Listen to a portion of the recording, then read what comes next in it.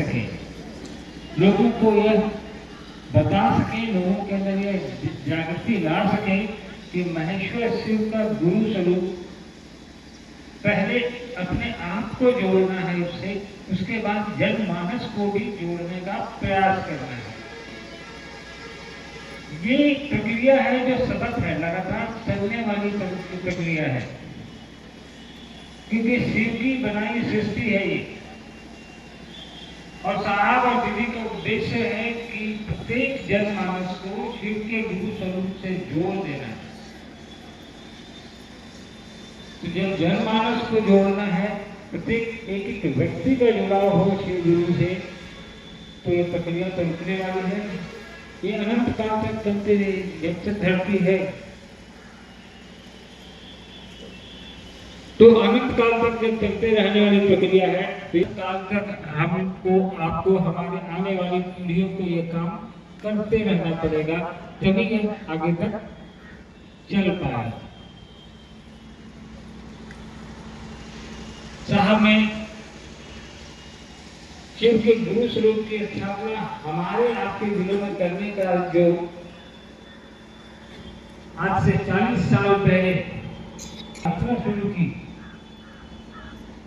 1982 में जब मथुरा जिले में वो मजिस्ट्रेट हुआ करते थे,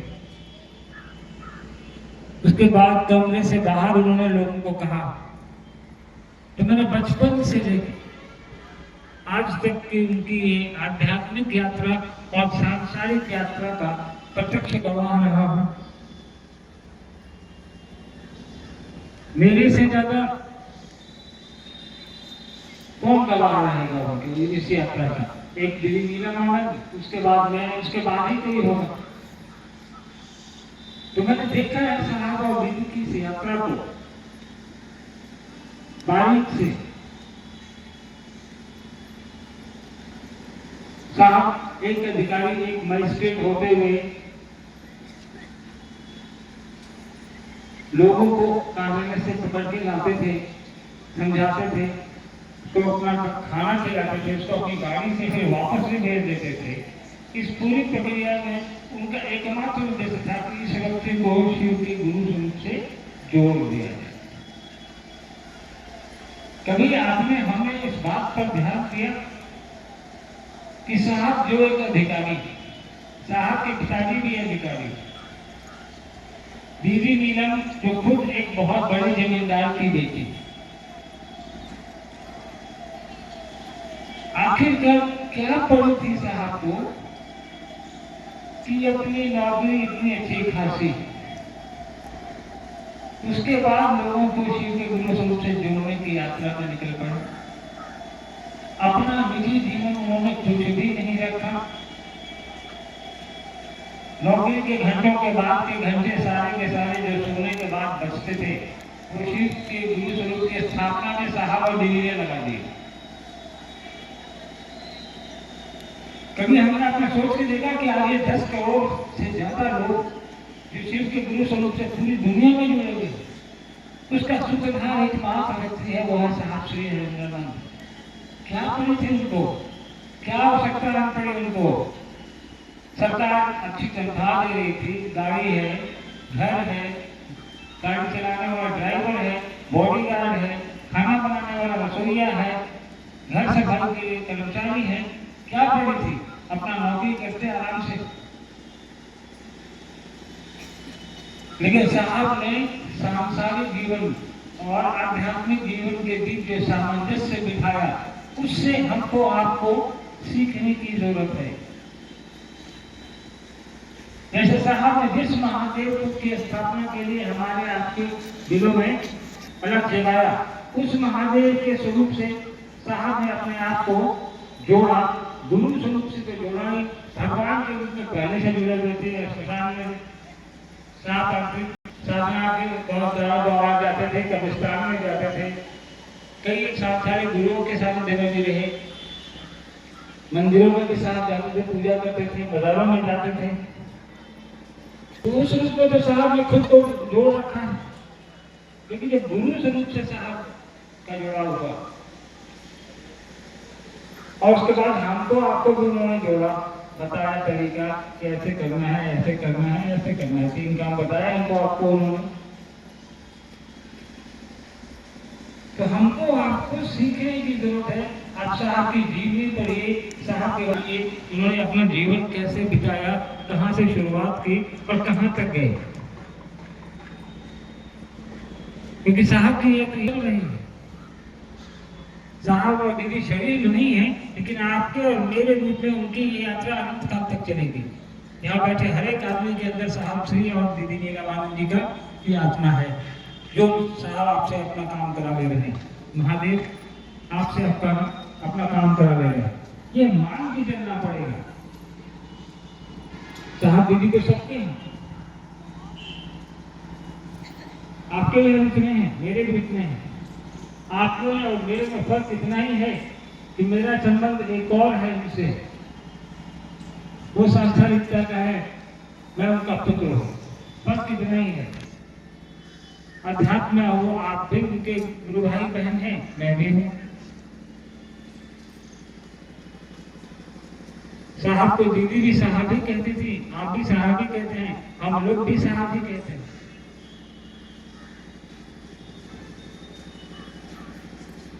साहब ने कभी अपनी स्थापना नहीं की, साहब ये काम कर सकते थे। कई सारे गुरु आज भी हैं धरती पर, आपने देखा है, रोज अखबार में आता है, रोज टीवी में आता है, रोज सोशल मीडिया पे आता है, फलाना गुरुजी, फलाना गुरुजी, फलाना गुरुजी। साहब अगर कहते कि मुझको गुरु बना लो, तो लोग उनको भी मानते हैं, क्योंकि साहब के कहने पर ही लोग महादेव को गुरु बना रहे हैं। लेकिन साहब ने ये काम नहीं किया। साहब ने महादेव की गुरु स्वरूप की स्थापना में अपना जीवन लगाया, दीदी ने अपना जीवन लगाया। महादेव का गुरु स्वरूप तो पहले भी था, 3000 साल पहले की पुस्तक है शिव पुराण, उसको आप पढ़ें, उसमें है उनके शिष्य होते थे। लेकिन उन शिष्यों की चर्चा सिर्फ पुस्तकों तक रह गई। आप में से और हम में से कितने लोग जानते हैं साहब के पहले कि शिव का शिष्य कौन था? मैं तो नहीं जानता था, आप में से जिसने शिव पुराण पढ़ा होगा वो जानता होगा। लेकिन साहब ने इस काल में शिव के गुरु स्वरूप को धरती पर उतारा, हमारे आपके लिए सुलभ कर दिया, ये तो हम और आप जानते हैं। आज की शिव के शिष्टता में आप शिव के गुरु स्वरूप को किसकी वजह से जानते हैं? बताइए,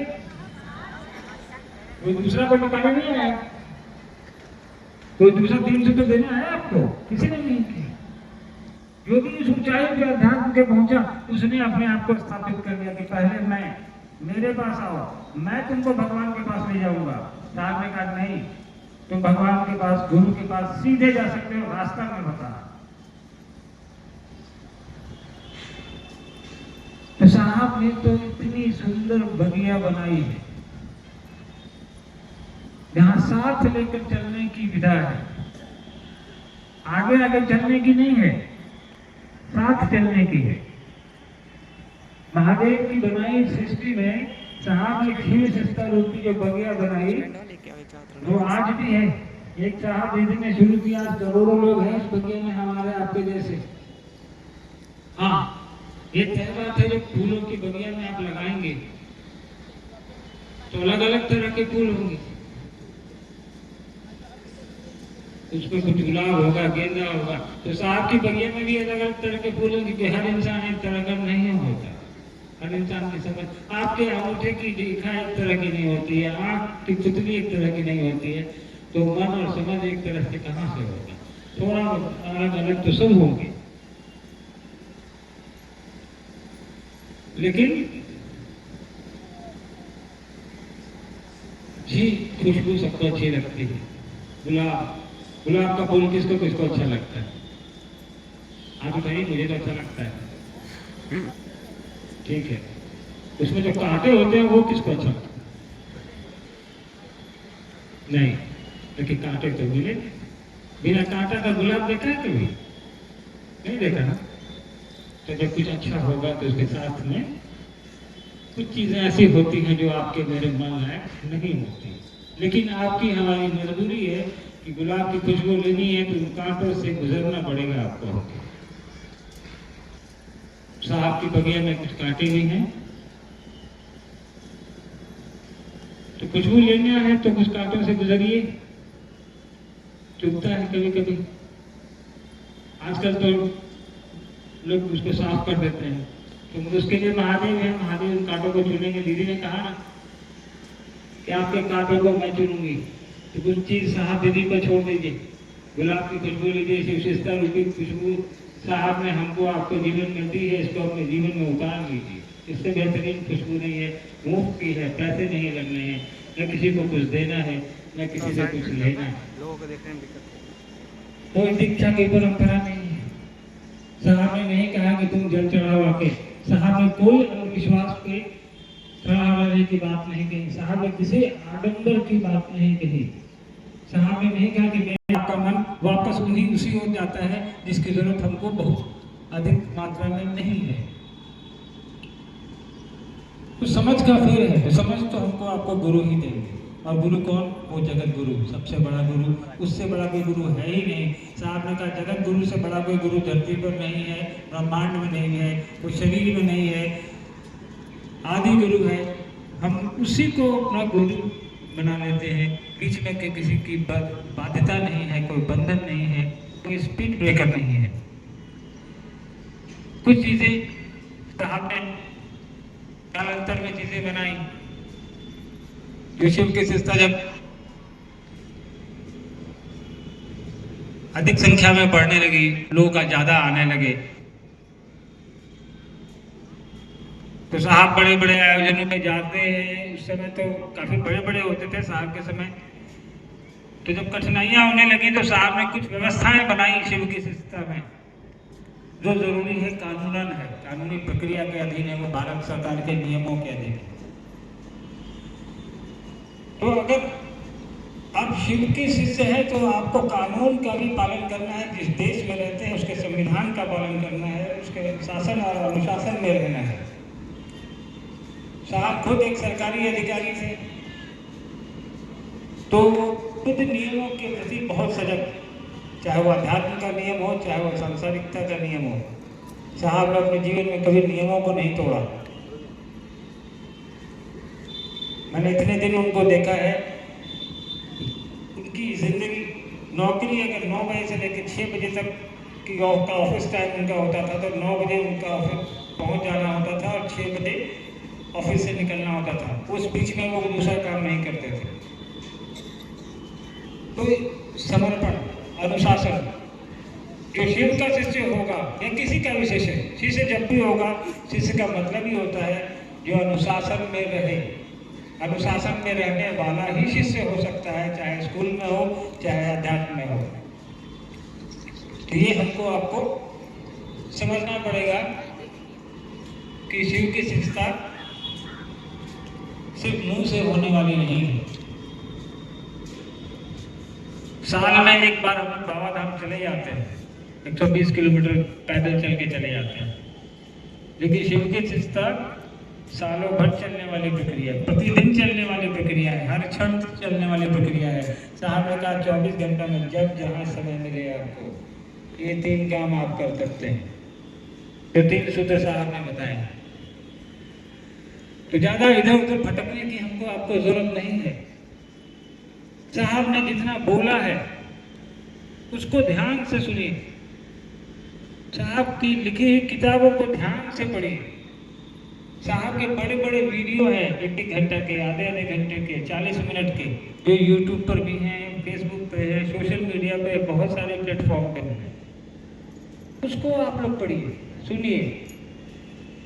वो 1.5 मिनट वाला मत सुनिए। सिनेमा का आजकल रील आता है ना, जैसे हम लोग डाल देते हैं 1.5 मिनट वाला, उस रील से अध्यात्म 1.5 मिनट की रील से नहीं चलता। वो देख के आप खुश तो हो लेंगे, लेकिन समझ कुछ नहीं पाए। समझने के लिए आपको उसके तह में जाना पड़ेगा। और वो 1.5 मिनट का जो रील है, वो 40 मिनट का वीडियो है साहब का, उसको 40 मिनट वाले को देखिए।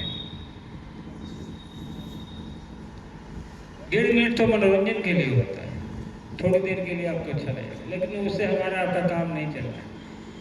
पुस्तक का कवर पढ़ लीजिएगा तो अंदर की चीजें समझ में आ जाएंगी। हेडिंग पढ़ने से तो पूरा नहीं समझ में आएगा, आपको उसके लिए पूरी किताब पढ़नी पड़ेगी। तो साहब को अगर समझना है तो साहब की पूरी बात सुनिए, साहब ने क्यों कहा, और तब उसका को समझने का प्रयास करिए। वैसे साहब को समझना बहुत मुश्किल काम है, सामान्य आदमी के बस का रोग नहीं है ये, लेकिन प्रयास हम और आप तो कर सकते हैं। साहब की एक ही बात का कई अर्थ निकलता है, कई मतलब निकलते हैं, कई परिप्रेक्ष्य में साहब ने बातें कही होती है। साहब ने शिष्यानुभूति लिखी है, किसी ने पढ़ी है आप लोगों में से? ये संगोष्ठी है इसलिए मैं पूछ रहा हूँ सामान्यतः, कितने लोगों ने पढ़ी है? शिष्यानुभूति साहब ने लिखी है, छोटी सी पुस्तिका है लाल रंग की,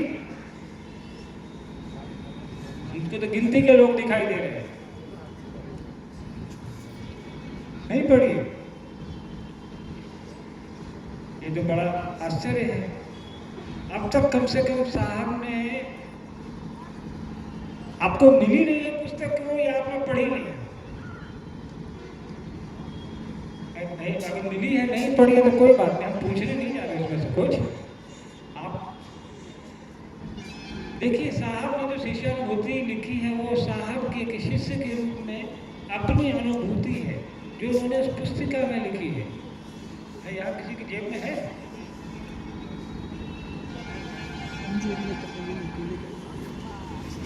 ये देखिए, हमारे गुरु की शिष्यानुभूति ये साहब ने लिखी है और 1990 में लिखी थी इसको। पहले और बड़ा में निकलता था ये, लेकिन बाद में इसको छोटा किया गया, साहब ने इसको छोटा किया है ताकि लोगों की जेब में आ सके। और जिसने भी इस पुस्तक को पढ़ा होगा उसको इस पुस्तक का मूल्य पता होगा। क्या मूल्य है मालूम है जी? आगे कुछ बच्चों ने पढ़ा है। इस पुस्तक का मूल्य है आपका शिव शिष्य होना। तो ये निःशुल्क पुस्तक है, आप लोग इसको पढ़िए। इस पुस्तक के लिए कोई कीमत नहीं ली जाती है मुख्यालय के द्वारा, और 90 से लेके अभी तक। पहले तो साहब श्री खुद अपने पेंशन से, पैसे से, नौकरी के पैसे से इसको बांटते थे,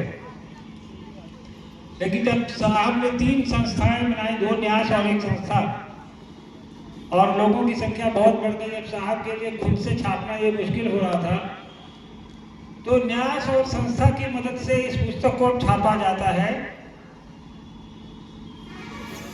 और अब तक हम लोगों ने इसकी 10 करोड़ से ज़्यादा प्रतियां निःशुल्क बांटी हैं पूरे देश में और देश से बाहर, अलग अलग भाषाओं में।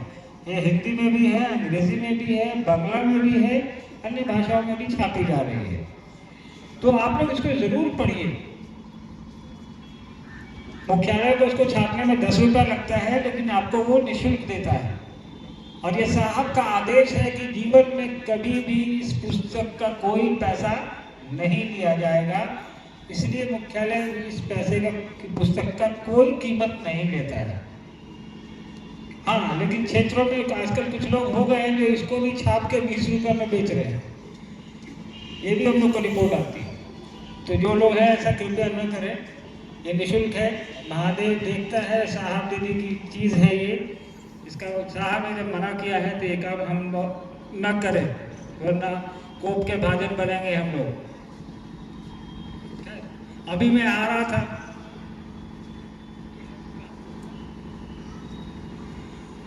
एक गुरु भाई ने मुझको ये इतनी लंबी चौड़ी चिट्ठी थमा दी है, इसको पढ़ना है हमको। इतना पढ़े होते थे साहब की तरह कलेक्टर हो जाते, फिर भी पढ़ के सुना देते हैं। ये एक्चुअली पत्र नहीं है, ये शिकायती पत्र है। बताना चाहेंगे, ये एक गुरु भाई का ये है, लिखा हुआ है, कुछ लोग साहब जी का फोटो लगाने से मना क्यों करते हैं? हम लोग साहब जी का फोटो लगा सकते हैं कि नहीं लगा सकते? ये तो उत्तर आप दीजिएगा ना, आपका मन है लगाना है कि नहीं लगाना है। आपको लगाने का मन है? हाँ। जिसको लगाने का मन है हाथ उठाइए तो लगाइए ना, रोका कौन है? कौन मना किया है आपको? किसी ने मना किया? हम लोग तो लगाए है कि नहीं साहब? है महादेव भी है। ये प्रश्न अगर कोई मना करता है तो बेईमानी है। आप जिससे प्रेम करते हैं उसकी तस्वीर आप लगाएं न लगाएं आप पर निर्भर करता है। Who I am to stop you, मैं होता कौन हूँ आपको रोकने वाला? साहब देवी से प्रेम है तो लगाइए, नहीं है तो मत लगाइए। महादेव से प्रेम है तो मंदिर जाइए, नहीं प्रेम है मंदिर मत जाइए। किसने कहा आपको जाना? तस्वीरों का भी अपना विज्ञान होता है, स्थान का भी अपना विज्ञान होता है।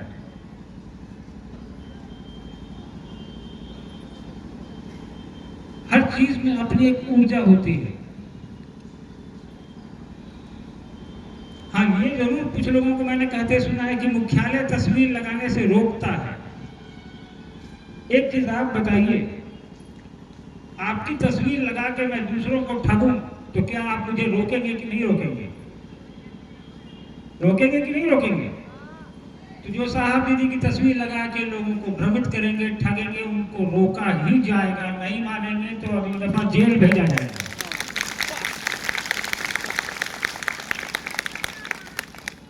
इसीलिए वैसे लोग सचेत हो जाए। साहब दीदी ने अपनी जिंदगी लगा दी गुरु भाई बहनों के अंदर शिव की स्थापना करने में, तो साहब दीदी की तस्वीर लगा के हम उनको दुनिया को ठगने नहीं देंगे। और भी है इसमें, गुरु एक, साहब एक, मंजिल एक, फिर भी संस्था अलग अलग क्यों? देखिए, संस्थाओं से मतलब साहब ने 2007 और 8 में 2 न्यास और 1 संस्था बनाई। आज भी वही चल रहा है, आगे भी वही चलेगा। ये 3 साहब ने बनाया। न्यास का नियम अलग होता है और संस्था का नियम अलग होता है। दोनों का कानूनी अधिकार आधार अलग अलग है। साहब अधिकारी थे, कुछ सोच के बनाए होंगे। उन्होंने दुनिया में इतने लोगों को शिव के गुरु स्वरूप से जोड़ा है, तो क्यों 3 संस्था बनाई? क्या होगा? साहब लोग जिन्होंने इतनी बड़ी चीज की स्थापना करके हमारे आपके दिलों में इतना सुंदर चीज हम लोगों को दे दिया, हमारे जीवन का एक आधार दे दिया, तो उसने 3 संस्थाएं नहीं बनाई है भाई साहब। तीनों संस्था के काम एक ही है, सिर्फ नाम अलग अलग है। शिव शिष्य परिवार, वैश्विक शिव शिष्य परिवार, शिव शिष्य हरिंद्रानंद फाउंडेशन। चौथा कोई संस्था साहब ने नहीं बनाई। बाकी और कौन संस्था कहाँ बनी है मुझे जानकारी नहीं है। कुछ जगह लोग बना रहे हैं तो बनाने दीजिए, क्या फर्क पड़ता है? माँ हमारी कहती थी मूस मोटेंगे तो लोहा बने। इसके होने दीजिए, और 50 बनवा दीजिए। और भी पूरा ठीक ठाक हो जाएगा। एक तो इसमें प्रश्न, बरखा दीदी के चर्चा में रांची जाने से लोग मना करते हैं। हम लोग को रांची जाना चाहिए कि नहीं जाना चाहिए? इसको 2-3 क्वेश्चन है के साथ।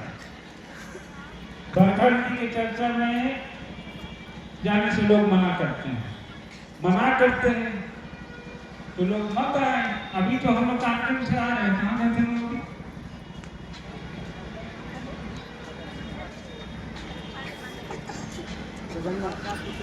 विशेश्वर स्थान गोलमा। अब मना करते हैं लोग तो 4 लाख आदमी आता है भाई साहब, और मना करिए अगली बार 10 लाख लोग आएंगे, क्या फर्क पड़ेगा? जाएगा, जिसको महादेव की बात सुननी है, समझनी है, वो जाएगा, वो सुनेगा, सुनाएगा।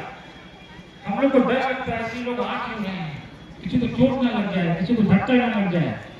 हम लोग समझते हैं मंच पर, आपको लगता है मंच पर बैठ कर बजा नहीं रहे, मंच पर लोग बैठकर दिमाग में चलता रहता है कि किसी को भाई को चोट ना लग जाए। 4 लाख आदमी है, एक भी आदमी सुरक्षित घर नहीं गया तो बदनामी किसकी होगी? ना अनु भैया की होगी, ना वर्षा दीदी की होगी, साहब और दीदी और आपके महादेव की होगी। यहाँ 3000 आदमी बैठे हैं, एक तुम्हें को चोट लग गई तो क्या कहेंगे लोग? किसी चर्चा में गई थी, चोट लग गई। शिव चर्चा में किसने शुरू किया? कौन जानता है शिव चर्चा को साहब के नाम के अलावा? कोई साहब नहीं से जानते ना शिव चर्चा को। तो भगवान तो साहब नहीं देंगे, आपका गुरु होगा। इन चीजों से बचने का प्रयास करना है। कोई मना करता है, उसका काम है, करने दीजिए। आपकी इच्छा है जाइए, आपकी भी इच्छा है मत जाइए, इसको प्रश्न क्यों करता है? आपको आपको मायके में सम्मान करेंगे, मान जाइए ना। कौन कौन मानेगा? हाथ उठाओ। नहीं मानेंगे, दिल को सिद्ध है। आपको साहब का प्रेम है तो जाइए, और नहीं प्रेम है तो मत जाइए। रांची जाने से लोग मना करता है, ठीक है, करता है, पागल खाना भी है।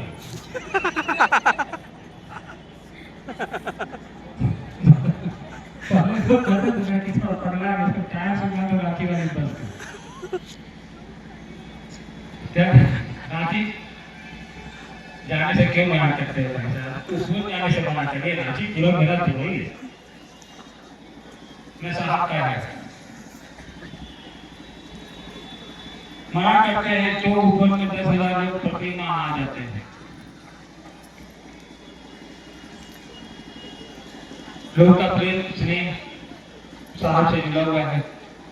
लोग उपकोट भी जाते हैं, लोग अबूरी भी जाते हैं, लोग मनातू भी जाते हैं। मनातू गए थे आप लोगों में से कोई अभी चर्चा कार्तिक में गए थे?